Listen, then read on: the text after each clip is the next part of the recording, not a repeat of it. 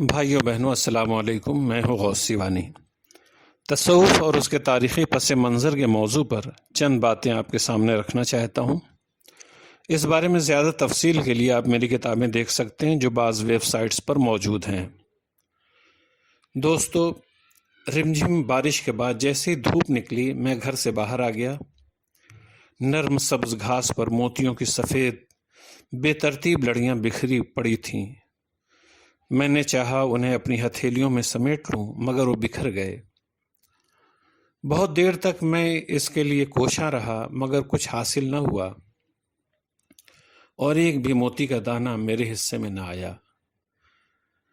دماغ نے کہا، نادان، کبھی پانی کے قطرے سمیٹے جاتے ہیں، تیری ہر کوشش بیکار جائے گی۔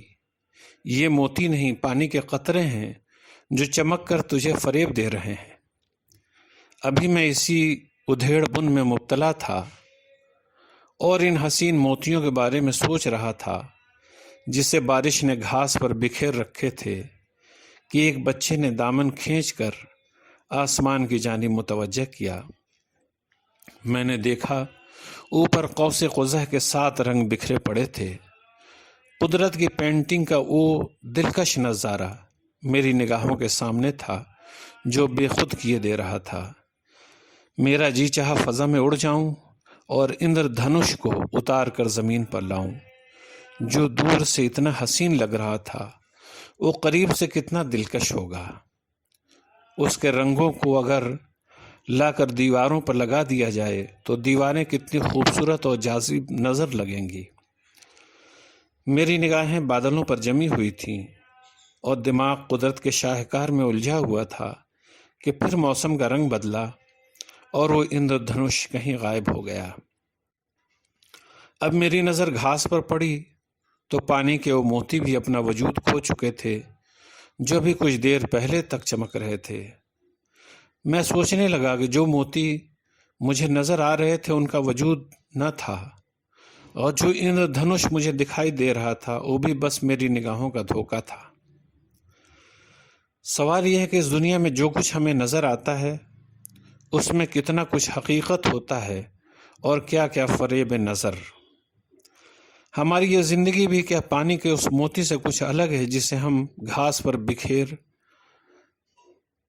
اور پتیوں پر اٹکا ہوا دیکھتے ہیں؟ زندگی کے رنگوں کی حقیقت کیا قوس قزح کے دل فریب رنگوں سے کچھ الگ ہے جو ہمیں نظر تو آتے ہیں مگر ان کا خارج میں کوئی وجود نہیں ہوتا؟ سچ پوچھو تو اس دنیا کی حقیقت بس اللہ کا وجود ہے، کیونکہ وہی باقی ہے۔ اس کے علاوہ جو کچھ ہمیں نظر آتا ہے وہ سب قوس قزح کے خوبصورت رنگوں کی طرح ہے جو اپنی دلکشی سے ہمیں فریب تو دے سکتا ہے مگر اس کا وجود فانی ہے۔ کوئی گھاس پر بکھرے ہوئے اوس کے موتی کی طرح چند لمحوں کا مہمان ہے تو کوئی اندر دھنش کی طرح ہمیں دل فریب نظر آتا ہے مگر اس کا وجود نہیں ہوتا۔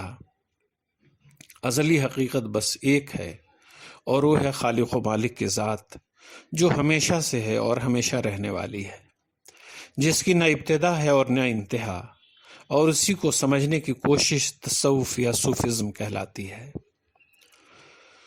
دوستو، 2 صدی ہجری تصوف کی تاریخ میں بے حد اہم رہی ہے۔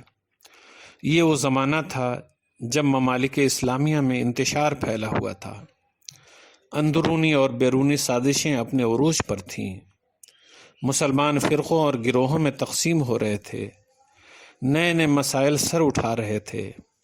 ایسے میں عابدوں اور زاہدوں کا ایک بڑا طبقہ دینداری اور تحفظ ایمان کے تعلق سے فکر مند تھا۔ حکومت وقت کے خلاف اٹھنے والی کئی آوازیں خاموش کی جا چکی تھیں۔ ایسے میں کوئی مسلح جد و جہد مشکل ہی سے کامیاب ہو سکتی تھی۔ اب حالات اور حکمت کا تقاضا تھا کہ تحفظ دین کے لیے کوئی پرامن غیر مسلح تحریک شروع کی جائے جس سے عام لوگوں کی اصلاح کی راہیں ہموار ہوں اور بندگان خدا کو خدا کی طرف موڑا جا سکے۔ انہی حالات میں عالم اسلام کے 2 مشہور شہروں کوفہ اور بصرہ میں اللہ والوں نے عام لوگوں کی اصلاح کا کام شروع کیا۔ ان کا زور باطنی اصلاح پر زیادہ ہوتا تھا، کیونکہ اگر باطن کی اصلاح ہو گئی تو ظاہر کی خود بخود ہو جاتی ہے۔ اسی طریقے کو بعد میں تصوف کہا جانے لگا، اور اس طریقے پر چلنے والوں کو صوفی کہا گیا۔ اس کی اشاعت ایران اور عراق سے نکل کر پورے عرب و عجم میں ہو گئی، اور آج دنیا کا شاید ہی کوئی خطہ ایسا ہو جہاں تصوف کے سلاسل نہ پائے جاتے ہوں۔ ڈاکٹر عبید اللہ فراہی اپنی کتاب تصوف ایک تجزیاتی مطالعہ میں لکھتے ہیں، تصوف میں ایک ساحرانہ جذب اور کشش ہے۔ اس نے ناآسودہ ذہنوں کو بالخصوص متاثر کیا ہے۔ دوسرے عرفان حقیقت کا شوق اور ایک نئی راہ چلنے کا جذبہ، جو کچھ کم لذت آگیں نہیں ہوتا، بہتوں کو اس راہ پر کھینچ لاتا ہے۔ یہی وجہ ہے کہ ہر دور میں اسے پذیرائی حاصل ہوتی رہی، اور وارفتگان شوق برابر اس کی طرف لپکتے رہے۔ اگرچہ اس کا دائرہ محدود اور مخصوص تھا، لیکن تاریخ کا کوئی بھی دور اس سے خالی نہیں رہا۔ بھائیوں اور بہنوں، ہندوستان سمیت پورے ساؤتھ ایشیا میں صوفیہ کے پیغام کو خاصی مقبولیت حاصل ہوئی۔ جنہوں نے اسے قبول کیا انہوں نے اپنے ظاہر و باطن میں تبدیلی کا احساس کیا، مگر جنہوں نے اسے سیدھے طور پر نہیں اپنایا انہوں نے بھی اس کے اثرات ضرور قبول کیے۔ اس کے زیر اثر ہی ہندوستان میں بھکتی تحریک کی ابتدا ہوئی۔ یہی سبب ہے کہ تصوف و بھکتی تحریک کے اثرات یہاں کے سماج پر گہرے ہیں۔ قرون وسطیٰ کے ہندوستان کی ثقافتی تاریخ میں بھکتی تحریک کی خاص اہمیت ہے۔ اس تحریک نے بر صغیر کے معاشرے پر خاصا اثر ڈالا۔ یہ صوفیہ کی تحریک تصوف کے زیر اثر سامنے آئی تھی۔ قرون وسطیٰ کے ہندوستان میں صوفیہ کے آستانوں پر پیغام توحید کا نغمہ قوالی کی شکل میں گونجا کرتا تھا، اور فارسی و ہندوی شعراء کے کلام میں جو مواد پایا جاتا تھا وہی بھکت نام دیو، سنت کبیر داس، میرا اور سور داس کے کلام میں بھی دیکھنے کو ملا۔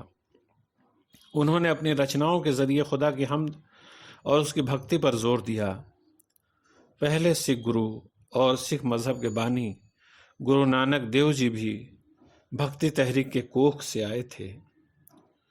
وہ سنت اور سماجی مصلح تھے۔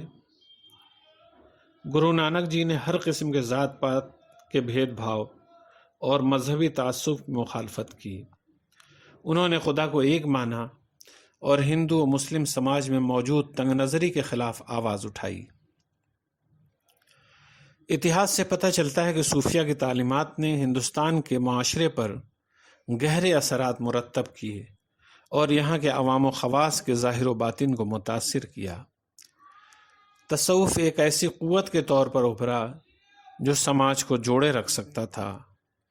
کچھ طاقتوں کی جانب سے عوام اور ملک کو بانٹنے کی کوششیں لگاتار ہوتی رہی ہیں، مگر جس بات نے اس ملک کو، اس خطے کو جوڑے رکھا، وہ صوفیہ کی تعلیمات میں موجود محبت اور اخوت کا وہ درس ہے جسے بر صغیر کے لوگوں نے جانے انجانے میں اپنے باطن کا حصہ بنا رکھا ہے۔ وہ امن میں یقین رکھتے ہیں، وہ عدم تشدد سے اپنے مسائل کو حل کرنا چاہتے ہیں اور تشدد و نفرت کو ناپسند کرتے ہیں۔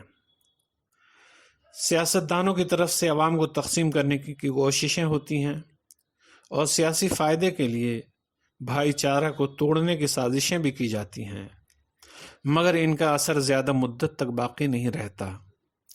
یہاں وقتی جذبات کے تحت دنگے فساد بھی ہو جاتے ہیں، مگر جلد ہی لوگوں کو اپنی غلطی کا احساس ہو جاتا ہے اور وہ دوبارہ امن و آشتی کے راستے پر چل پڑتے ہیں۔